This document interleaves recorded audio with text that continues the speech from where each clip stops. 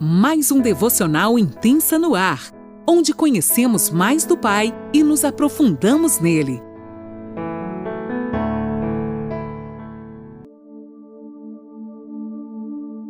Bom dia! Mais um dia se inicia e eu, Eliane Nola, falo de Criciúma, Santa Catarina.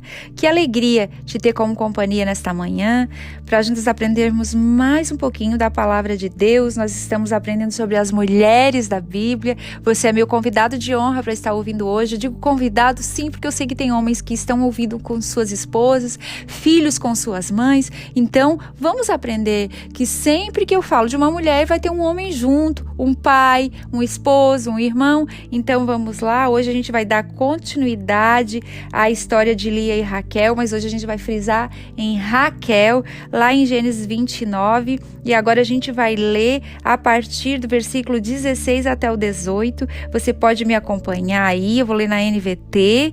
Pegue sua caneta, seu caderninho e vamos anotar, porque uma característica forte de Raquel que a gente não pode ter quando inicia um casamento, ou seja, independente da situação, nós não podemos levar o nosso passado, porque Raquel era uma mulher que levou consigo o seu passado.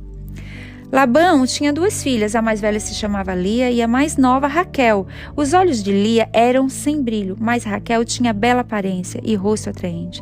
Visto que Jacó estava apaixonado por Raquel, disse a Labão: trabalharei para o Senhor por 7 anos, se me der Raquel, sua filha mais nova, para ser minha esposa. Uau! Como a gente já aprendeu um pouquinho ontem, né? Sobre a história de Raquel lá no pano de fundo que a gente deu sobre Lia. Hoje a gente vai mais fundo na vida dessa pessoinha chamada Raquel, nas características, na sua trajetória, o que ela fez. Porque Raquel também teve seus pontos positivos, né? Mas ela não era uma mulher que temia ao Senhor, infelizmente. Gente, um ponto positivo de Raquel: ela foi esposa de Jacó, mãe de José e Benjamim. Isso aí já é esplêndido, já é demais, já é maravilhoso. Homens que deixaram os seus legados.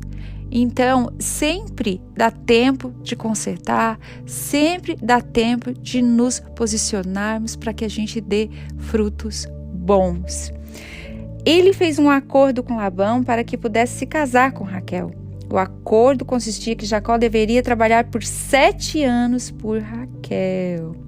A história a gente já soube ontem, né? A Bíblia descreve o tamanho do amor de Jacó por Raquel, nos informando que os 7 anos que ele trabalhou lhes pareceram como poucos dias. Eram poucos dias, pelo muito que ele a amava.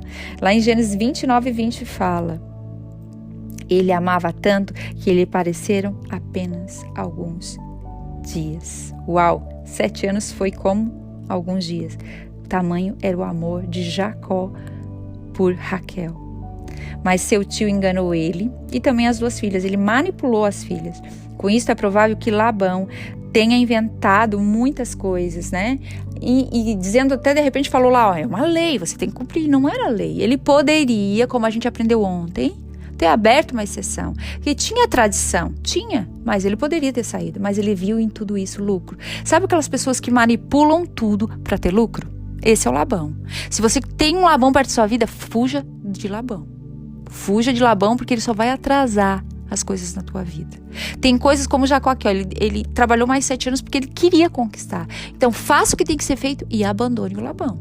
Deixa o Labão lá. Não traga um enganador junto com você no processo que Deus tem para a tua vida.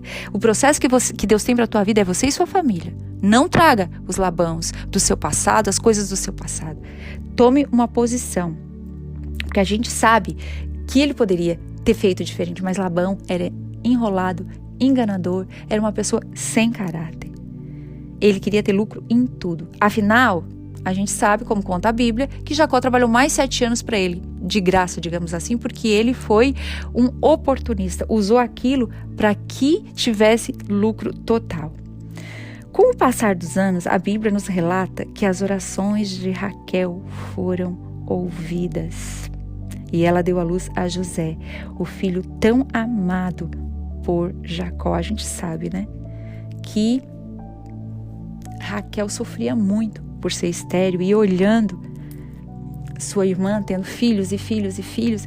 Mas antes disso, gente, antes dela gerar José, ela foi para um desertinho e foi lá e pegou com a mão dela. Ela estava num deserto, não via nada acontecer, ela foi lá e pegou com a mão dela. Ela foi lá e usou a sua serva para ter um filho com Jacó. Afinal, eu não posso, porque naquela época, aqui lá em Gênesis 33 fala assim, naquela região havia um costume de que se a mulher de classe social elevada fosse estéril, ela poderia ter uma serva, uma escrava, que daria à luz aos seus filhos, que seriam legalmente seus. Raquel se aproveitou dessa situação, de tal costume, e obrigou a Jacó a ter filhos com sua serva Bila. Aqui está uma característica de Raquel que a gente jamais deve ter. Pegar as coisas com a nossa mão. Eu vou dar um jeito. Já que Deus não me dá, eu vou dar um jeito. Sabe tal coisa lá? Deus não me dá, eu vou dar um jeito. E mulher sabe como manipular, mulher sabe como conseguir as coisas. Mas mesmo assim, eu creio que ela deve ter, de alguma forma, clamado ao Senhor. E Deus se compadeceu do coração dela. E ela acabou ficando grávida e gerando José. Quando a gente se arrepende, quando a gente se posiciona em lugares corretos, a bênção de Deus nos alcança. Não precisa nós correr atrás das bênçãos. Lá no 30, do 22 ao 24, fala assim: então Deus se lembrou de Raquel e, em resposta às suas orações, permitiu que ela se tornasse fértil. Ela engravidou e deu à luz a um filho. E Deus tirou a minha humilhação, declarou ela. E o chamou José, pois disse que o Senhor me acrescente ainda outro filho. Aleluia. A gente sabe que ela teve Benjamim e acabou morrendo, né, no parto de Benjamim. Mas uma característica que me chamou a atenção de Raquel, diante disso tudo, que eu até mencionei e dei o título para esse tema, era que Raquel era uma mulher que levava seu passado consigo.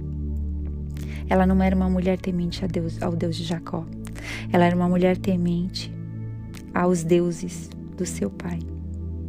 E na ocasião da partida, ocorreu um episódio do furto dos ídolos por parte de Raquel. E uma coisa, gente, coisas escondidas sempre vêm à tona. Se você está com coisas escondidas para o seu esposo, para a sua esposa, não adianta. Deus vai trazer à luz, porque Ele não opera em cima de mentiras. Não adianta, gente. Deus é luz. Aonde Ele entra, tudo vai iluminar e as sujeiras vão aparecer. A Bíblia também esclarece que Jacó não sabia que Raquel havia feito isso. Tanto que ele considerou que o caso do furto foi tão grave que o culpado deveria ser entregue a Labão para morrer. Lá no 31, 32 fala assim: quanto aos seus deuses, né, na hora que Labão confrontou ele, veja se consegue encontrá-los. E quem os tiver roubado deve morrer. Olha o que Jacó falou. Se encontrar qualquer outra coisa que lhe pertença, identifique-a diante de todos esses nossos parentes e eu a devolverei. Jacó, porém, não sabia que Raquel havia roubado os ídolos de sua casa. Olha como a mentira sempre acaba aparecendo, cedo ou tarde. E dependente, gente, da situação. A mentira sempre é a pior solução. Você tem que falar a verdade sempre. É claro que tem verdades que precisam ser ditas em certas horas. Você não vai chegar a despejar tudo que você fez de errado, tudo um dia só para uma pessoa, ou no dia que ela não está bem. Você vai orar, ser uma mulher de oração, pedir discernimento para Deus e pedir que hora que eu abro a minha boca. Tem a hora certa e o tempo para todas as coisas. No 35:2 fala assim: não se sabe como Jacó descobriu o que Raquel tinha feito, mas sabemos que quando Deus ordenou que Jacó voltasse para Betel, ele instruiu a sua família a lançar os deuses estranhos que havia entre eles. Jacó disse a sua família e a todos que estavam com ele: joguem fora todos os seus ídolos pagãos, purifiquem-se e vistam-se de roupas limpas. Olhem isso. Deus mostrou. Não precisa ninguém se mover.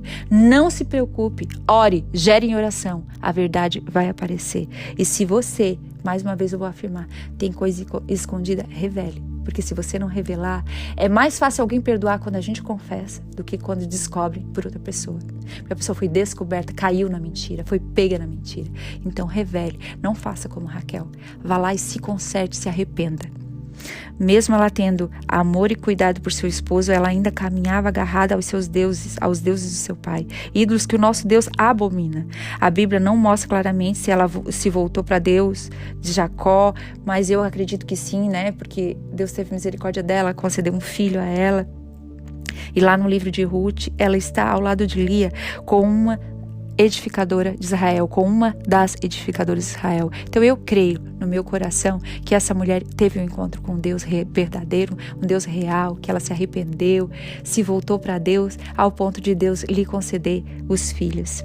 Deus atendeu as orações dela. Então eu creio sim. Mais uma vez eu vou dizer que em algum momento ela pode ter se arrependido e entregou sua vida totalmente por inteiro ao Senhor. Então, nesta manhã, que nós possamos, mesmo diante dos nossos erros, que a gente possa se arrepender, consertar, pedir perdão, confessar, fazer o que tiver que fazer e que a gente possa ser limpa, como diz aqui em Gênesis 35:2. Purifiquem-se e vistam roupas limpas, que a gente possa se vestir da verdade, ser limpa pelo Senhor nesta manhã. A gente não sabe ao certo o que aconteceu com essa mulher, mas a gente sabe que uma mulher que é temente a Deus, ela vence qualquer obstáculo. Amém? Então, uma coisa para essa manhã, que é para deixar claro, que é para nós anotarmos, deixar o nosso passado para trás, resolver o nosso presente, para que a gente possa desfrutar o futuro. Amém? Deus te abençoe.